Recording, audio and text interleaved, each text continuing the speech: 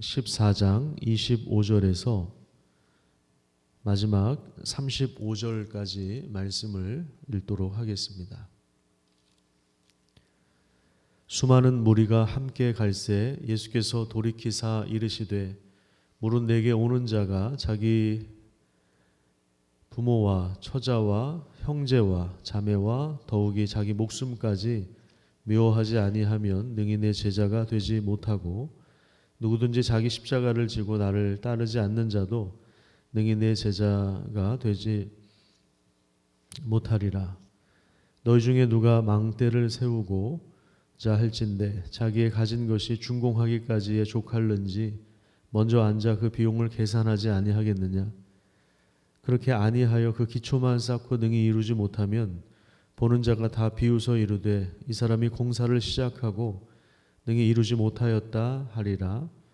또 어떤 임금이 다른 임금과 싸우러 갈 때에 먼저 앉아 1만 명으로서 저 2만 명을 거느리고 오는 자를 대적할 수 있을까 헤아리지 아니하겠느냐. 만일 못할 터이면 그가 아직 멀리 있을 때에 사신을 보내어 화친을 청할지니라. 이와 같이 너희 중에 누구든지 자기의 모든 소유를 버리지 아니하면 능히 내 제자가 되지 못하리라. 소금은 좋은 것이나 소금도 만일 그 맛을 잃으면 무엇으로 짜게 하리요. 땅에도 거름에도 쓸데없어 내버리느니라. 들을 귀가 있는 자는 들을지어다 하시니라. 아멘. 오늘도 반갑습니다. 우리에게 주어진 삶의 자리에서 신실하게 주님을 따라가는 그런 복된 삶을 살아가시기를 축복합니다. 누가복음 9장 52절부터는 예수님께서 이제 예루살렘으로 가는 길 위에서 일어난 사건들임을 우리가 늘 기억해야 합니다. 오늘 본문 25절에 보면 그 길 위에 수많은 무리가 동행했다고 합니다. 예수님과 함께 가는 것이죠. 오늘 본문에 보면 예수님은 무리들을 향해서 예수님과 함께 가는 이 길이 굉장히 좁은 길이라고 하는 사실을 말씀하십니다. 특히 이제 이 부분을 제자도라고 이야기합니다. 예수님을 따르는 길이 어떤 길인가? 그 길이 어떤 길인지 알고 가라는 거예요. 그러니까 예수님께서 무리가 왔다고 해서 야 인원이 많이 왔네 그리고 좋아하신 것이 아니라 무리를 향해서 그 제자도의 좁은 길을 말씀하십니다. 세 가지로 설명을 해주시는데요. 첫 번째는 가족과 자기 목숨까지도 미워해야 주님을 따라갈 수 있다. 이렇게 말씀하고 있습니다. 여기서 미워한다는 것은 감정적으로 그 사람을 미워한다 이런 말이 아니라 우선순위를 말하는 것입니다. 그러니까 주님을 최우선순위에 두고 주님을 따른다 이런 의미입니다. 그 다음에 두 번째는 자기 십자가를 지고 자기를 따라야 된다. 자기 십자가를 지고 따라가야 된다. 이렇게 말씀하시는데 실제로 예수님께서 예루살렘에 올라가는 길은 어떤 정권을 획득해서 부귀 영화를 누리는 그러한 길이 아니라 십자가에서 죽기 위한 고난의 길을 가시는 것이죠. 예수님을 이용해서 어떤 자기의 욕망을 채우려 한다거나 다른 꿍꿍이 속을 가진 사람들은 절대로 그 길을 걸어갈 수 없습니다. 예수님의 제자가 될 수 없다는 것을 보여주고 있습니다. 그 다음에 세 번째는 33절에 나옵니다. 33절에 보시면 자기의 모든 소유를 버려야 예수님의 제자가 될 수 있습니다. 현대 사회의 가장 큰 우상은 소유라고 할 수 있습니다. 소유에 대한 집착은 예수님을 따르는데 가장 큰 방해물입니다. 이 앞선 본문에 보면요, 16절을 한번 보세요. 어떤 사람이 16절에 보시면요, 어떤 사람이 큰 잔치를 베풀고 많은 사람들을 초대했어요. 그런데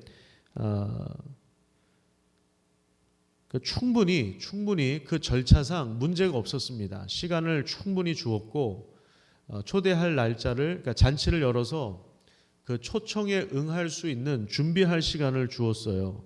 그리고 17절에 보면 잔치할 시각에 그 청하였던 자들에게 종들을 다시 보냅니다. 종들을 다시 보내서 오늘이 그 날짜입니다. 그러니까 미리 준비할 시간을 충분히 준 것입니다. 그런데 어떤 현상이 일어났냐면 18절에 보시면 다 일치하게 사양했다고 이야기합니다. 그러면서 이유를 댑니다. 나는 이래서 안 되고 나는 이래서 못 간다. 결국에는 그 만찬에 초대를 받았지만 실제로 가는 사람이 없습니다. 이것이 결국에는 자기 그 소유에 대한 그 집착 때문에 결국에 그 만찬을, 주님의 만찬을 거부하는 그런 행위로 드러났다는 것을 우리가 보게 되는 것입니다. 가족을 버리고 자기 소유를 버리고 자기 십자가를 지고 예수님을 따라야만 우리는 주님을 정말 따르는 실제로 제자가 될 수 있다는 것인데, 그러면 여러분, 우리가 가족을 버리고 또 모든 소유를 버리고 자기 십자가를 지고 예수님을 따른다는 것은 우리가 그러면 다 뭐 노숙자가 되어야 되는 건가? 뭐 세상에서 고립되고 순교자가 되어서 정말 항상 가난한 모습으로, 항상 궁핍한 모습으로 신앙생활해야 하는 것인가? 또 그런 뜻은 아닙니다. 예수님이 누구신지를 알고 또 복음 안에서 자신의 정체성을 형성하고 예수님을 따라서 삶의 목적을 분명히 하라는 그러한 요구입니다. 그런 사람이 예수님의 제자가 될 수 있다는 거예요. 그래서 예수님께서 그 다음에 말씀하신 것이 뭐냐면 비용을 계산하라고 하는 것입니다. 오늘 본문 28절을 한번 보십시오. 28절에 보면 28절부터 32절까지 28절부터 32절까지 거기 보면 비용을 계산하라고 하는 그러한 말씀이 나오는데 두 가지 이야기가 나오죠. 하나는 건축을 앞둔 사람이 어느 정도의 건축물을 지을지 그 비용을 먼저 계산하잖아요. 내가 가지고 있는 소유, 내가 가지고 있는 자원이 어느 정도인가. 그러니까 주님을 따르는 길은 무턱대고 그냥 대충 갈 수 없는 그런 길이 아니라는 겁니다. 우리가 조금 전에 찬양을 했지만 뜻없이 무릎 꿇는 그 복종 아니다. 운명에 맡겨 사는 그 생활도 아니다. 세상 사람들이 유행을 따라 살아가는 것처럼 그냥 예수님을 따라가는 것이 아무 생각 없이 그냥 가는 그 길이 아니다라는 거예요. 분명히 비용을 계산해야 한다는 것입니다. 모든 것을 다 포기하고 내려놓고 우리가 주님을 따를 만한 가치가 있는지 우리가 그 비용을 계산해 봐야 하는 것입니다.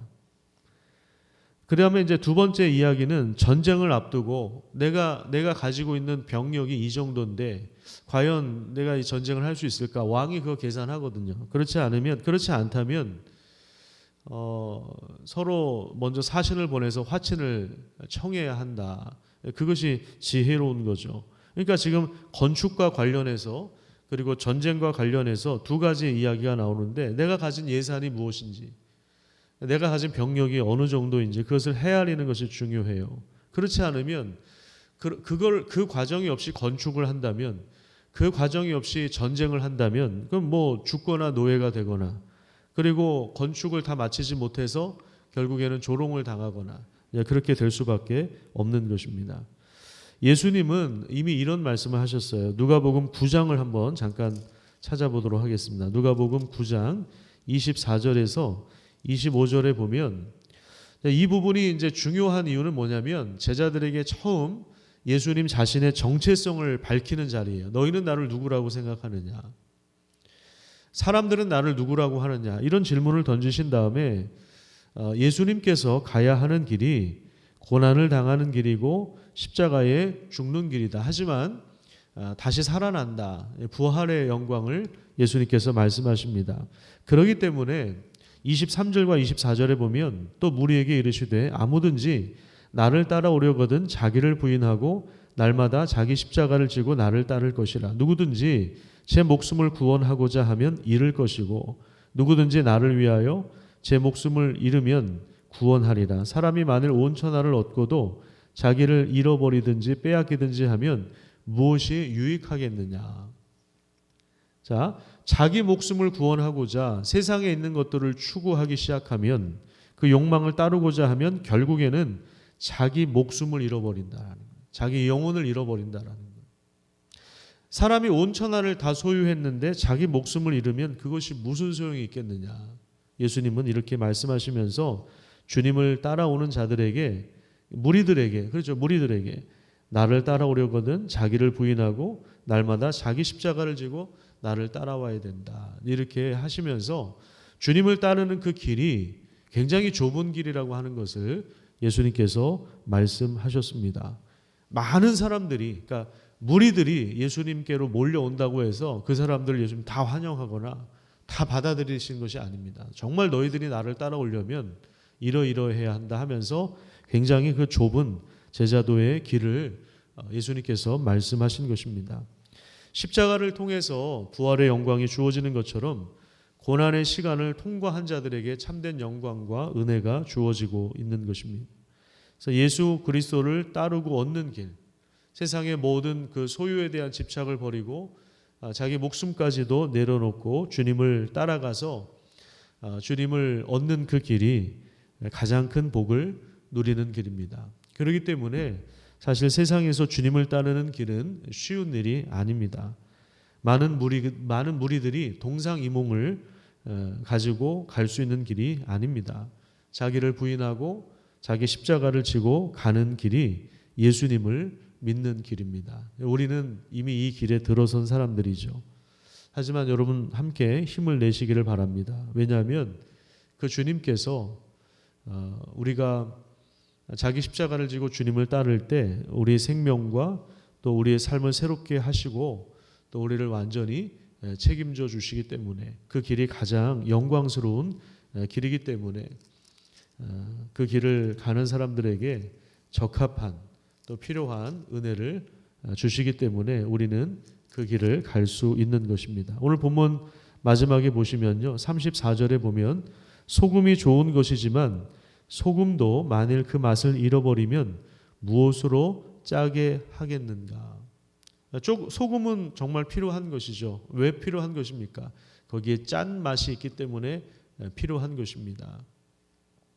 그런데 만약에 소금이 그 맛을 잃어버리면 무엇으로 짜게 할 수 있겠느냐? 만약에 그 짠 맛을 잃어버린다면 땅에도 쓸모없고 거름에도 쓸데없어서 내버릴 수밖에 없다는 것입니다. 오늘날 교회의 문제는 맛 잃은 소금 때문입니다. 우리가 주님을 따를 때 실제로 그 짠맛, 그 소금이 가지고 있는 고유한 그 특성을 살려내는 것, 이것이 가장 중요합니다. 그것은 바로 예수님께서 말씀하신 대로 예수님을 최우선으로 두고 그분을 따라서 삶의 목적을 형성하면서 믿음으로 주님 가신 그 고난의 길을 함께 걸어가는 것입니다. 그 뒤에 영광이 따라오는 것이지, 우리가 주님을 따르면서 영광을 먼저 얻고자 하면 그건 도저히 계산이 안 됩니다. 계산이 안 되는 거예요. 우리가 가는 길이 뜻없이 무릎 꿇는 그 복종이 아니라, 운명에 맡겨 사는 그 생활 아니라 주님의 뜻이 우리를 통해서도 이루어지기를 바라면서 그 비용을 우리가 계산하면서 이러이러한 어려움이 있겠지만 그럼에도 불구하고 이 길을 따라가는 것이 정말 귀한 일이고 복된 길이구나 라는 것을 알기 때문에 그 길을 걸어갈 수가 있는 것입니다. 오늘도 그 믿음 가지고 함께 그 길을 걸어가시고 또 그 길을 걸어갈 때 서로를 격려하며 또 축복해 주시기를 부탁드립니다. 기도하겠습니다.